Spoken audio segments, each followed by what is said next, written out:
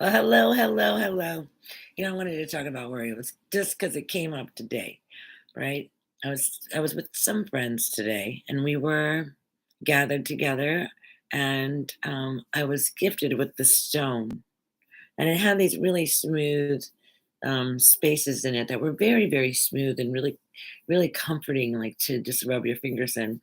And I was feeling that stone, and I was remembering the worry stones. Remember worry stones from a long time ago? They were the stones that you could hold on and you could rub them, right?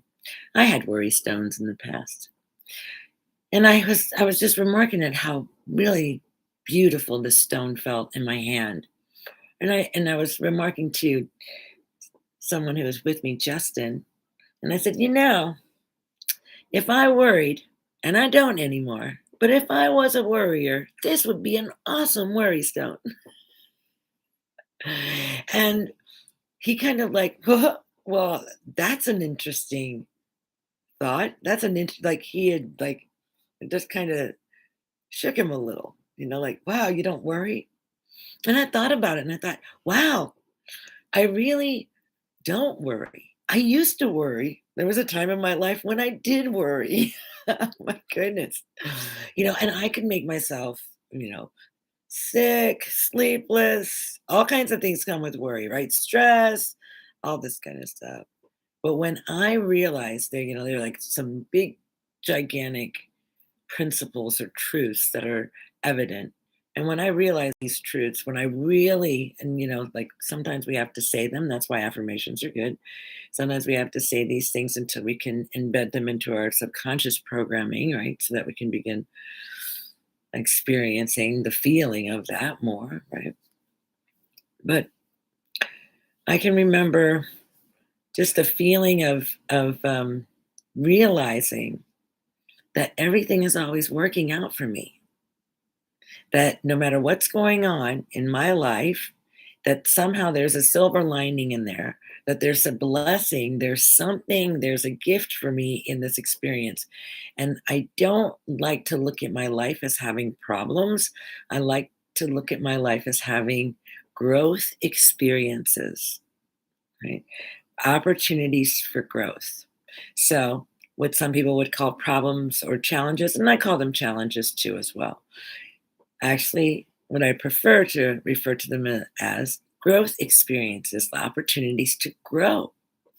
And so, when I'm in these growth experiences and I'm making choices, it gives me this awareness of knowing that I'm in a growth experience to actually be really conscious about the choices that I'm making right now and maybe even paying attention to some old patterning that might be showing up like, oh, do I always respond this way when this happens?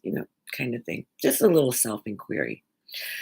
However, like when I look around, and I've had 61 years of looking around, but when I look around and I think about all of the challenges, growth opportunities in my past, You know, I can see how, wow, some of those were incredible blessings and I didn't even know it.